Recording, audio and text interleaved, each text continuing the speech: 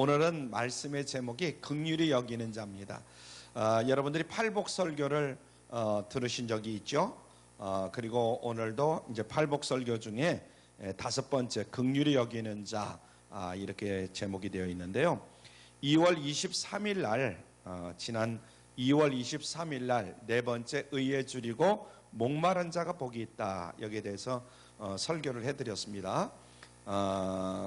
그리고 나서 이제 코로나가 물론 그 전에 왔지만은 우리나라에 또 상륙을 해가지고 코로나가 이렇게 지금까지 지속되리라고 생각은 못했지만은 약간 그 다음부터는 다른 설교를 하느라고 이 팔복 설교를 하지를 못했어요. 그런데 언제까지 안 할 수도 없고, 그래서 다시 이번 주부터 팔복 설교를 계속합니다. 그래서 4번째 의에 줄이고 목마른 자 끝나고 오늘 긍휼히 여기는 자가 복이 있나니 저희가 긍휼히 여김을 받을 것이며, 5번째 우리가 설교 제목을 정해가지고 은혜를 나누고자 합니다. 지금 코로나19로 인해 가지고 우리나라가 또 전 세계가 굉장히 어려움을 당하고 있죠. 이제 우리나라가 곧 끝날 것 같은 그런 여건이었는데 이태원에서 또다시 이렇게 다시 재발한 것 같아요. 그래가지고 전국으로 퍼지게 되고, 그래서 또다시 아마 코로나19가 시작된 것처럼 한 20여 명이 뭐 이렇게 걸렸니 어쩌니 이런 이야기가 어제까지 들렸는데, 오늘은 어떻게 되는지 알 수가 없겠어요. 그러나 야간 이 코로나19가 오든 어떤 병이 또 앞으로 질병이 오든 간에 우리는 언제나 하나님을 믿는 이 믿음으로 무장하고 있어서 그 모든 질병을 잘 극복해 나가야 될 줄 믿습니다. 아멘. 점점 세상은 더 무서워지고 있다. 이렇게 살벌해지가는 인간 세상에서 우리는 과연 어떻게 살아야 될 것인가, 정말 막막할 수가 있는 것이잖아요. 그런 때일수록 더욱더 예수님을 잘 믿고 의지하고 나갈 때 승리하게 됨을 믿으시길 바랍니다. 오늘도 마태복음 5장 7절 오늘 본문 말씀에 보니까 긍휼히 여긴 자는 무엇이 있나니? 복이 있나니, 이렇게 말씀을 했습니다. 여기에 보면 긍휼히 여기는 사람이 무엇이 있다 그랬어요? 복이 있다 그랬습니다. 그래서 우리가 복 있는 사람이 되려면 뭐 코로나19가 오든 그 어떤 전염병이 오든 간에 우리가 늘 긍휼히 여길 줄 아는 그런 삶을 살아가는 사람들이 되어야 될 줄로 믿습니다. 할렐루야. 얼핏 생각해 보면 수긍이 잘 안 갈 수가 있어요. 살벌한 세상이기 때문에 더 강해지고 거칠어져야 살아남을 것 같은 이런 생각이 우리 마음 가운데 들 수가 있습니다. 그렇게 유약한 생각을 가져도 될까? 이런 생각을 하는 것이 참 잘못된 것이다. 이런 생각을 우리가 갖게 되는데, 그러나 그렇지는 않습니다. 오늘 말씀의 제목도 그렇고 이렇게 말씀을 증거하게 하시는 하나님을 여러분이 생각해야 돼요. 예수님의 말씀, 하나님의 말씀만이 진리의 말씀인 줄로 믿습니다. 인류 역사를 보거나 주변의 인생들을 보면 우리가 그것을 깨달을 수가 있는 것이죠. 무자비하게 거친 사람들이 강한 것 같지만은 나중에 보면 다 그들이 멸망합니다. 로마, 우리가 보면 로마 시대에 얼마나 로마가 막 강대국이었습니까? 그런데 로마도 결국은 망하고 나치 독일도 망하게 됩니다. 독재자의 말로는 참 비참하고 말할 수도 없어요.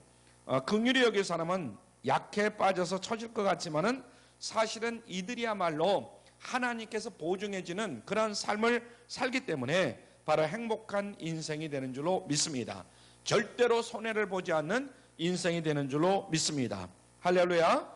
오늘 이 말씀을 생각해 보면서 코로나 사태 가운데도 조금 전에도 말씀드렸지만은 또 한 가지 행복의 길을 발견하시는 여러분들 다 되시기를 주님의 이름으로 부탁을 드립니다.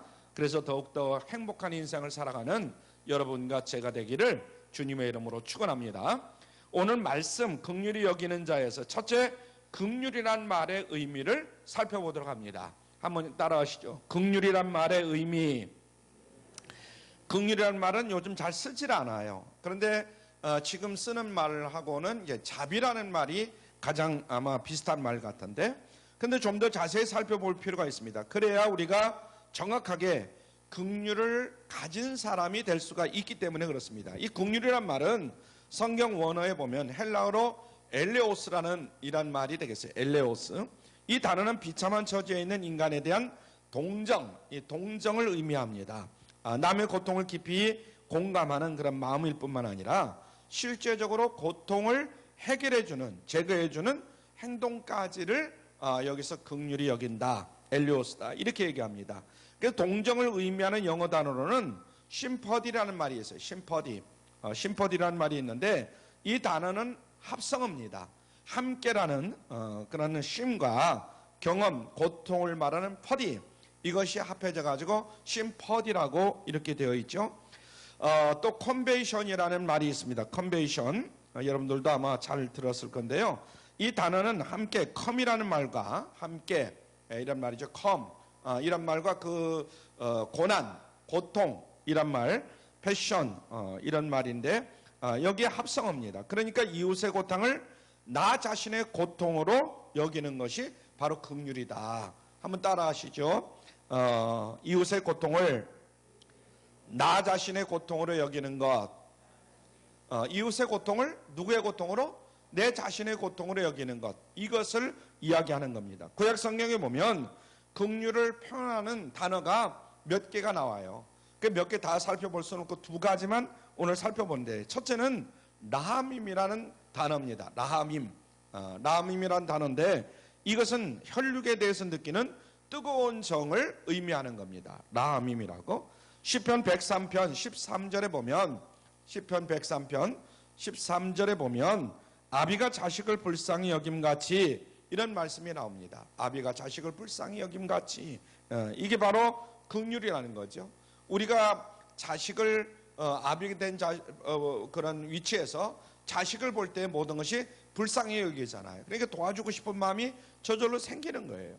이사야서 49장 15절에도 나타나는 말씀인데 여기에도 보면 여인이 어찌 그 젖 먹는 자식을 잊겠으며 자기 태에서 난 아들을 긍휼히 여기지 않겠느냐. 그들은 어떻게 할지라도 잊을지라도 나는 너를 어떻게 할 것이다? 잊지 아니할 것이다. 이렇게 말씀하고 있습니다. 그러니까 이 긍휼이라는 것은 부모가 자식을 한없이 사랑하는, 측은히 여기는 그런 마음과 같다, 이런 이야기예요. 여러분들도 여러분의 부모를 측은히 여기시겠지만은 여러분의 부모가 자식을 측은히 여기는 것과는 비교가 안 되는 거예요. 이해가 되십니까? 그래서 우리가 부모의 사랑을 받고 자란 자녀가 또 결혼해서 살면서 자식을 낳으면 그 자식을 그렇게 사랑하게 되잖아요. 또 하나는 헤세드라는 단어인데 헤세드, 이것은 무조건적인 사랑을 헤세드다 그러는 겁니다. 조건을 따지지 아니하고 이해 타산을 하지 아니하고 고통 가운데 있는 사람들을 불쌍히 여겨서 도와주는 것, 이것을 헤세드다 이렇게 얘기합니다. 그러므로 긍휼이라는 것은 인간에게서는 찾아볼 수 있는 그런 모습이냐? 사실은 참 찾아보기가 힘든 그런 모습이에요. 긍휼이라는 것은 누구에게만 있느냐? 하나님에게만. 그렇죠? 우리 예수님에게만 있는 그런 마음이다. 그래서 오직 하나님만 긍휼이 풍성하시고 자비로우신 분이다. 한마디로 긍휼이라는 것은 하나님 자신의 고유한 성품이다, 이렇게 말할 수가 있어요. 우리 인간의 마음이 아니라. 에베소 2장 4절에 보면 이런 말씀이 있습니다. 시작. 긍휼에 풍성하신 하나님이 우리를 사랑하신 그 큰 사랑을 인하여 그랬습니다. 긍휼이 풍성하신 분은 누구셔요? 하나님이십니다. 우리 인간도 물론 긍휼한 사람이 있을 수 있어요. 그러나 긍휼을 하나님의 긍휼과 비교한다면 말이 안 되는 거죠. 그래서 이 하나님의 긍휼은 구체적으로 누굴 통해서 이 땅에 나타나느냐? 예수님을 통해서 나타나시는 거예요. 예수님이 이 땅에 오셨음을 여러분들이 늘 명심해야 됩니다. 예수님이 인간의 육신을 입고 이 세상에 오셨잖아요.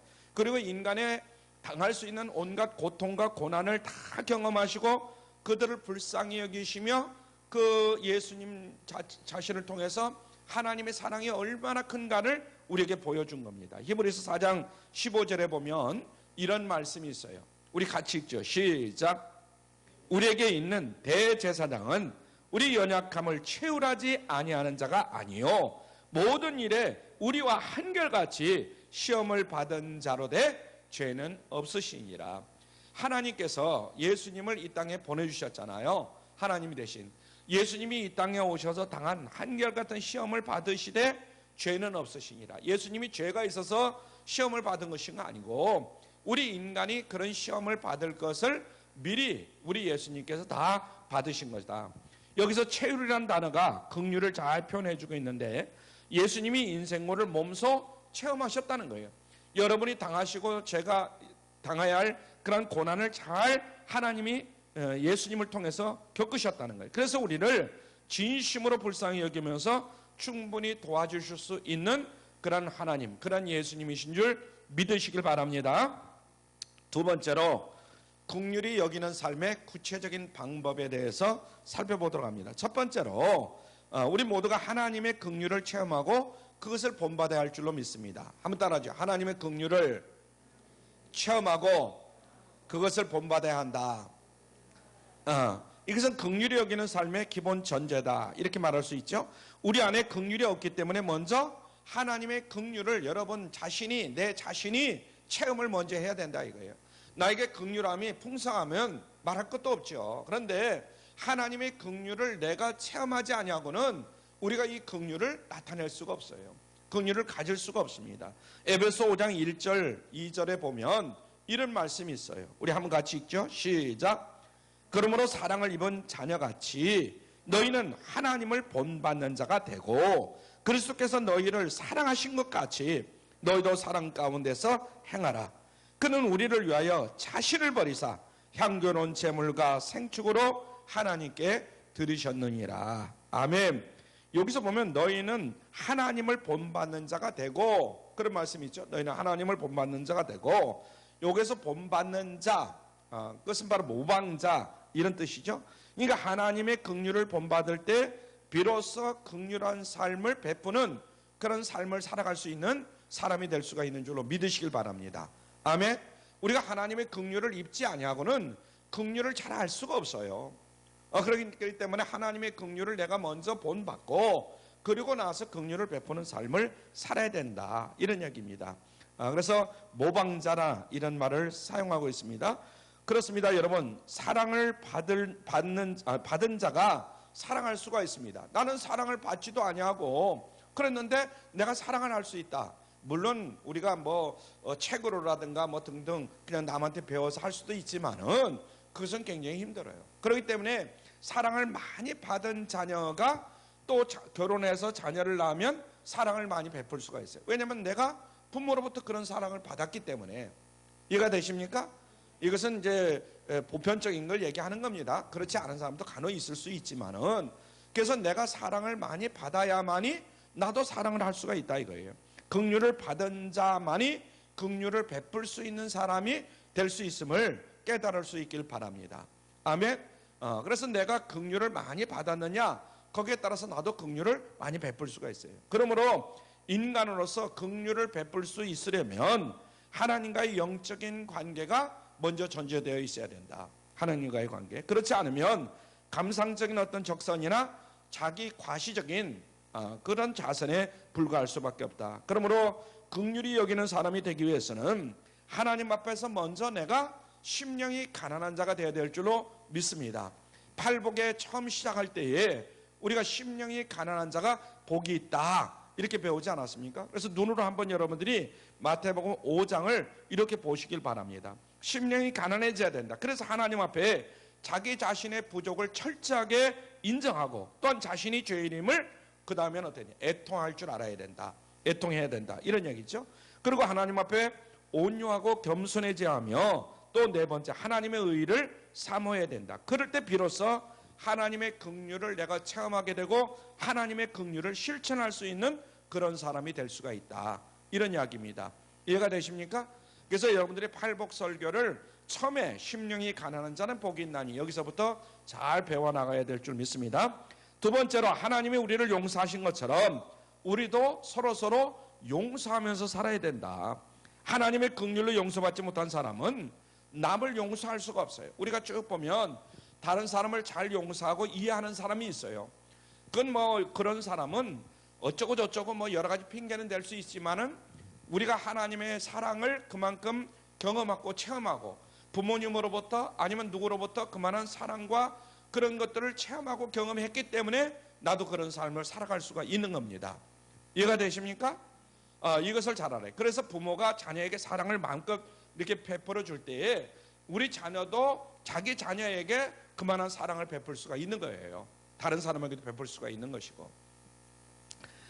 그래서 우리는 예수님의 십자가의 대속의 은혜로 용서함을 받았습니다. 그리고 받았죠. 그리고 의인이 되고 하나님의 자녀가 됐습니다. 그 은혜와 긍휼을 받았기 때문에 우리도 다른 사람을 용서할 수 있고 또 용서해야 하는 그런 삶을 살아갈 수 있게 되는 줄로 믿으시길 바랍니다. 아멘. 내가 용서 받았으니까 나도 다른 사람을 용서하면서 살아야 되잖아요. 더욱더 나도 하나님의 사랑을 마음껏 받은 사람이기 때문에 다른 사람을 사랑하면서 살아가야 될 줄로 믿습니다. 마태복음 18장 21절 이하의 말씀을 보면 예수님과 하나님과의 대화가 나옵니다. 예수님과 베드로의 대화가 나옵니다.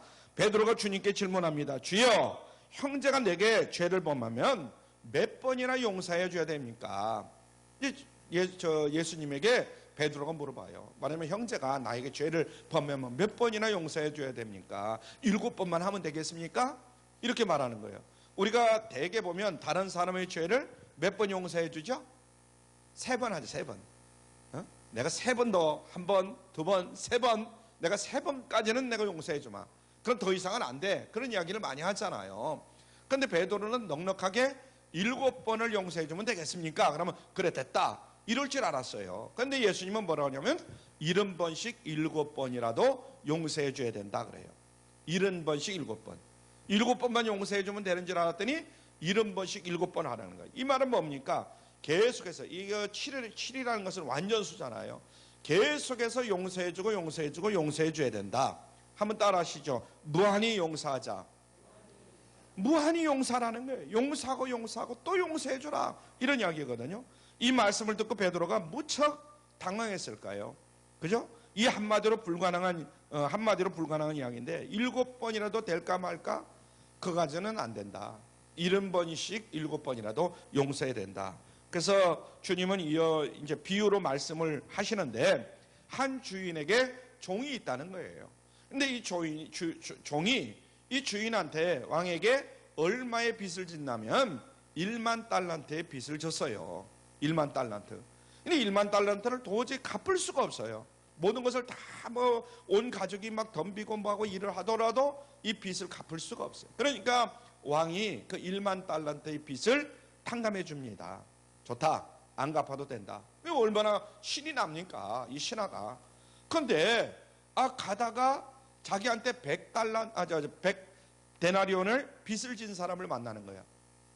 1만 달란트의 빚을 탕감받은 사람이 지나가다가 100데나리온의 빚을 진 사람을 만나는 거야. 나한테 빚을 진 사람을. 그러니까 너 100데나리온 빚 있지? 빚 안 갚아? 그래가지고 옥에다 가둬버립니다. 그러니까 100데나리온이라는 것은 굉장히 적은 돈이에요. 10,000달란트에 비유하면 말하면 60만 분의 1밖에 안 되는 거예요. 60만 분의 1.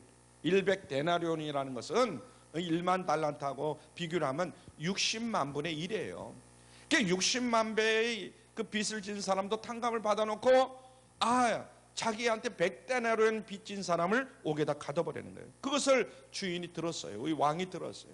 그러니까 이 100데나리온 빚 있는 사람을 옥에 가둔 사람을 다시 옥에 가둡니다. 이해가 되시죠? 뭔 말인가? 우리가 사람끼리만 생각해도 한두 번, 아까 얘기했던 3번만 용서해줘도 그 사람 참 자비로운 사람이다. 이런 소리를 들을 거예요. 물론 부모가 자식을 용서해주는 건 뭐 한이 없지만은. 그래서 우리가 하나님으로부터 용서받은 은혜를 기억하면 남에게 용서하고 용서하는 것은 당연한 것이고 충분한 것이다. 여러분, 지난 우리가 일부 예배 때는 회개기도도 하고 그랬는데 우리가 회개기도는 하지 못하고 대표기도할 때 회개기도는 했지만은 우리가 지난 일주일 동안 살면서도 얼마나 많이 하나님 앞에 회개할 일이 많습니까? 그죠? 회개하고 또 회개하고 뭐 다 못하는 거예요. 옛날 영국에 토마스 무어경이라는 사람이 살았어요. 무어경. 진실한 귀족이었습니다. 그리고 무고히 사형을 당하게 됐는데 참 억울하게 이제 사형을 당하는 거예요. 그러니까 재판장 앞에 나가서 이렇게 최후 진술을 합니다. 재판장님, 오늘만은 내가 당신을 친구라고 부르게 좀 허락해 주십시오. 난 당신과 친구가 되고 싶습니다. 성경에 보면 바울이 스데반을 돌로 쳐 죽이는데 일조를 했습니다.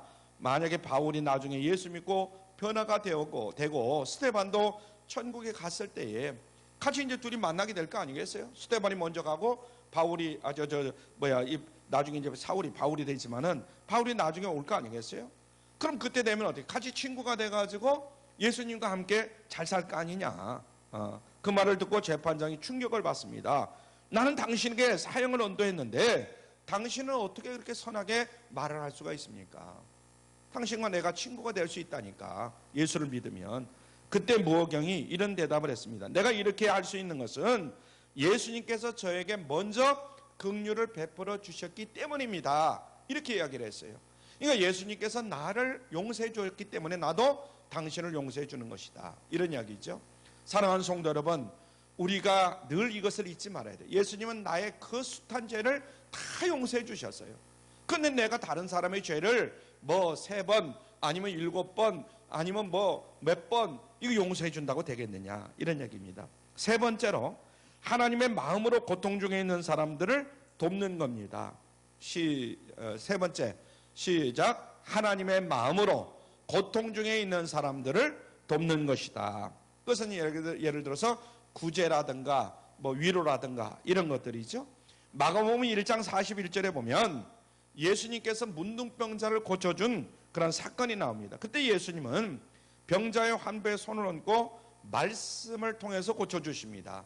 말하자면 이 문둥병자에게 손을 얹고 기도를 해주는 거예요. 당시 유대인들은 문둥병자 옆에도 가지 않습니다. 그런데 예수님은 직접 문둥병자에게 손을 얹고 기도를 해주는 거예요. 여러분들도 영화 베놈가, 옛날에 그런 영화를 보면 그것도 나오잖아요. 그래서 문둥병자는 저 멀리 동네에서 떨어진 곳에 따로 살도록 가둬버리죠.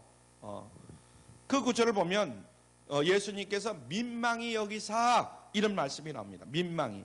그래서 민망히 여긴다는 것이 곧 긍휼히 여기는 것을 민망히 여긴다, 이렇게 말하는 겁니다. 이게 고통 중에 있는 문둥병자의 그 고통 중에 있는 그 사람을 볼 때 민망히 여기는 거예요. 긍휼히 여기는 거예요. 그래서 그 병자를 불쌍히 여기고 고쳐주는 그런 장면이 나옵니다. 누가복음 10장 25절 이하에 보면 선한 사마리아인의 또한 이야기가 나옵니다. 여리고로 가는 길에서 한 사람이 강도를 만납니다. 꽤 얼마나 강도를 만나가지고 얻어맞고 그랬는지 있는 것도 다 빼앗기고, 그래서 완전 피투성이가 돼가지고 다 죽을 지경에 놓여 있는 거예요. 그 사람을 만난 거예요. 근데 지나가던 제사장도 레위인도 못 본 척하고 그냥 도망가는데 유대인에게 멸시받던 그때 혼혈족 이 사마리아인이 그 사람을 데려다가 치료해주고 요양합니다. 그리고 여관 주인에게 부탁을 합니다. 내가 급하게 지금 어디 좀 다녀와야 되는데 이 사람을 잘 치료 좀 해달라. 그런데 이 사마리아인의 이 자비, 그것이 바로 긍휼이다, 이런 얘기죠. 그래서 우리가 이웃이 고통을 당할 때 그 고통을 모르는 척 하지 아니하고 그 고통 당하는 것을 잘 이해하고 뭔가 베풀어 줘야 돼. 그것을 자비다, 그것을 긍휼이다, 이렇게 얘기하죠. 그래서 이웃의 고통을 자기 고통으로 공감하고 구체적으로 도와주는 것, 이것을 얘기하는 거죠. 예수님은 사마리아인의 얘기를 하고 이렇게 말씀합니다. 가서 너도 이와 같이 하라. 한번 따라 하시죠. 가서 너도 이와 같이 하라. 가서 우리도 자비를 베풀어라, 그런 이야기입니다. 그렇습니다. 여러분, 우리는 이 명령에 순종해야 될 줄로 믿습니다. 우리가 갖고 있는 것은 모두가 하나님이 맡겨주신 것이므로 우리가 먼저 긍휼을 받았으므로 당연히 우리들도 긍휼히 여길 줄 알고 긍휼을 베풀 줄 아는 그런 사람이 되어야 된다, 이런 이야기 있죠. 우리가 이 땅에 올 때에 맨몸뚱이로 나왔잖아요. 우리 아이들 보세요. 빨가벗고 나오잖아요. 응애 하고 나오잖아요. 아무것도 가진 것이 없어요. 물론 부모가 해준 것이 많이 있지만은 다 나와서 받은 거예요. 우리들도 지금 가지고 있는 것, 누리고 있는 것, 이 모든 것들 우리가 이 세상에서 받은 거예요. 고린도전서 4장 7절 말씀을 봅니다. 시작. 누가 너를 구별하였느뇨? 네게 있는 것 중에 받지 아니한 것이 무엇이뇨? 네가 받았은즉 어찌하여 받지 아니한 것 같이 자랑하느뇨? 나올 때도 우리가 가지고 있는 건 모든 것 다 하나님이 주셔서 이 땅에 가지고 나왔고, 우리가 이 땅에 살면서도 받은 것이 전부 다 하나님이 주신 것이다, 이 말이에요. 이해가 되십니까? 하나님이 주시지 않으면 우리가 이렇게 지금 누릴 수가 있겠어요? 못 누리는 거죠. 만일 이런 구체적인 행위가 없다면 참 신앙인가 신앙인이 아닌가 이것을 우리가 알 수가 있다. 야고보서 2장 14절로 17절 말씀 시작. 내 형제들아 만일 사람이 믿음이 있노라 하고 행함이 없으면 무슨 이익이 있으리요? 그 믿음이 능히 자기를 구원하겠느냐? 만일 형제나 자매가 헐벗고 일용할 양식이 없는데 너희 중에 누구든지 그에게 이르되 평안히 가라 더욱게 하라 배부르게 하라 하며 그 몸에 쓸 것을 주지 아니하면 무슨 이익이 있으리요? 이와 같이 행함이 없는 믿음은 그 자체가 죽은 것이니라. 행함이 없는 믿음은 그 자체가 죽은 거라는 거예요. 여러분 우리가 믿음으로 구원받는 것 맞습니다. 아멘? 믿음으로 구원받잖아요. 그러나 참 믿음이 있으면 그에 상응하는 행위가 따를 수밖에 없다. 우리에게 참 믿음이 있으면 상대방이 어떻게 나오든 간에 거기에 대한 그런 행동이 나온다는 거죠. 그렇다고 안전을 요구하는 것은 아닌데 주어진 요건 속에서 최선을 다하는 모습이 나에게 있느냐 없느냐 이것이 굉장히 중요하다 이런 이야기입니다. 그래서 여러분들도 있으면 있는 대로 없으면 없는 대로 최선을 다할 수 있길 바랍니다. 아멘. 다른 사람을 돕고 내가 힘 닿는 데까지 능력 있는 데까지. 네 번째로 긍휼히 여기는 삶의 구체적인 방법 네 번째 영혼들을 바라보고 안타깝게 기도하면서 복음을 전해줘야 된다. 한번 따라 하시죠. 영혼들을 바라보고 안타깝게 기도하며 복음을 전해주는 것. 우리가 육신적으로 고통받는 사람들에게만 긍휼을 베풀면 곤란하다 이거죠. 더 중요한 게 있는데 그것은 영혼을 불쌍히 여기는 거예요. 한번 따라죠. 영혼을 불쌍히 여기자. 육체는 아프면 아이고 뭐 이런 소리를 내죠. 육체가 아프면 그렇잖아요. 그래서 쉽습니다. 아픈지 안 아픈지 알아요. 그런데 영혼은 그런 소리를 잘 내지를 않는 거예요. 여러분들이 영혼이 아프다 할 때 그런 소리를 잘 냅니까? 사실은 죄로 인해서 병들어 있고 영혼이 죽어가는데 아야 소리를 하지는 않는 거예요. 육체의 병도 오히려 자각 증세가 없는 게 더 심각하다. 우리가 느끼지도 못하는데 암이 걸릴 수도 있고 그렇잖아요. 그게 더 심각하잖아요. 모르는 사이 병이 들어서 이렇게 하면은 그게 더 심각한 거 아니겠어요? 이런데 비고 해서 피가 나고 그래서 병원 가고 이건 쉬운 거예요. 눈에 보이지 않는 것. 그래서 우리의 영혼의 아픔을 바라보고 우리는 불쌍히 여길 줄 알아야 된다. 그래서 상대방이 예수를 믿지 않는 것 정말 불쌍히 여길 수 있는 여기는 우리 모두가 되어야 될 줄 믿습니다. 그냥 두면 지옥으로 떨어지잖아요. 목숨 끊어지면 그것으로 끝나는 거니까. 유명한 고대 신학자 어거스틴이 이런 말을 했어요. 영혼이 떠난 육체를 위해서 운다면 하나님이 떠난 영혼을 위해서 당연히 우려해야 되는 거 아닌가. 이 말은 무슨 소리냐 하면 영혼이 떠난 육체를 위해서 운다면 말하자면 죽은 사람을 위해서 운다고 한다면 그거보다는 죽으면 다 끝나는 거예요 벌써. 하나님이 떠난 영혼을 위해서 당연히 우려해야 되는 거 아닌가. 그러니까 지금 살아있어요. 그러나 하나님을 떠났다 이 말이에요. 말하자면 지옥에 떨어질 사람이 죽으면 그런 사람을 위해서 우리가 더욱더 우려해야 되는 거 아닌가. 그 사람의 영혼을 위해서 우리가 기도해야 되고. 여러분 최고의 구제는 뭐냐면 복음 전도인 줄로 믿습니다. 아멘. 예수를 믿지 않는 것 이런 게 가장 어떻게 보면 마음 아픈 거죠. 사도행전 3장 1절 이하를 보세요. 베드로가 성전에 가다가 성전 비문에 안전뱅이 거린을 봅니다. 우리가 이제 성전에 나오다가 성전 앞에 왜냐하면 사람들이 많이 출입을 하니까 앉아서 구걸을 하는 거예요. 안전뱅이들이. 그래서 베드로가 돈을 주려고 보니까 돈이 없어요. 그러니까 어떡합니까? 담대히 외치죠. 은과 금은 내게 없거니와 내게 있는 것으로 네게 주노니 곧 나사렛 예수 그리스도 이름으로 걸어라. 그래가지고 안전뱅이가 벌떡 일어날 수 있도록 베드로가 기도해 주잖아요. 그래서 안전뱅이가 일어나가지고 그냥 성전으로 들어가면서 하나님 앞에 기뻐하면서 찬미하면서 막 성전으로 들어갔다는 거예요.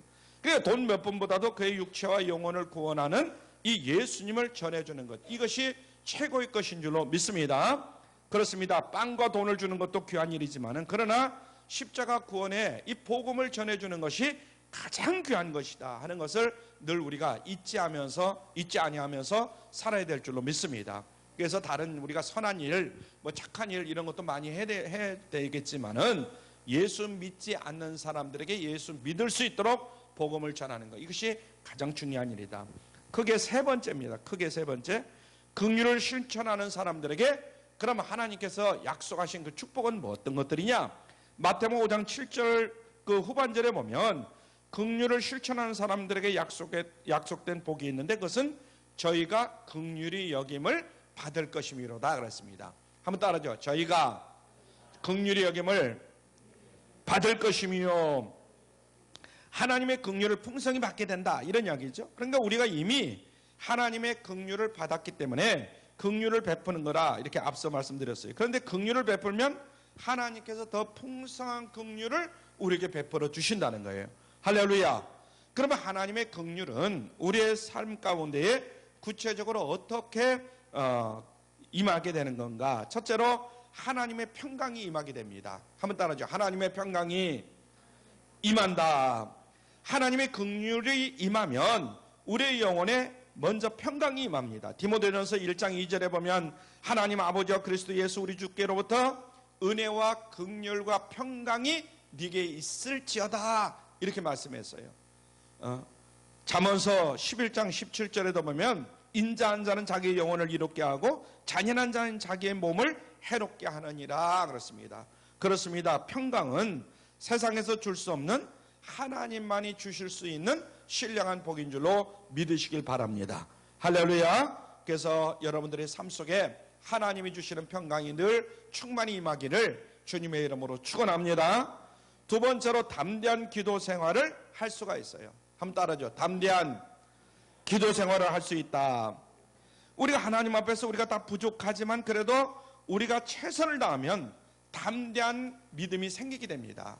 하나님이 나와 함께 하시구나, 하나님이 내 기도를 들어주시는구나. 그래서 긍휼을 실천하면서 살아가는 담대함이 생기게 됩니다. 그래서 이 담대한 기도가 나가는 거죠. 히브리서 4장 16절에 보면 이런 말씀이 있어요. 시작. 그러므로 우리가 긍휼하심을 받고 때를 따라 돕는 은혜를 얻기 위하여 은혜의 보좌 앞에 담대히 나아갈 것이니라. 아멘.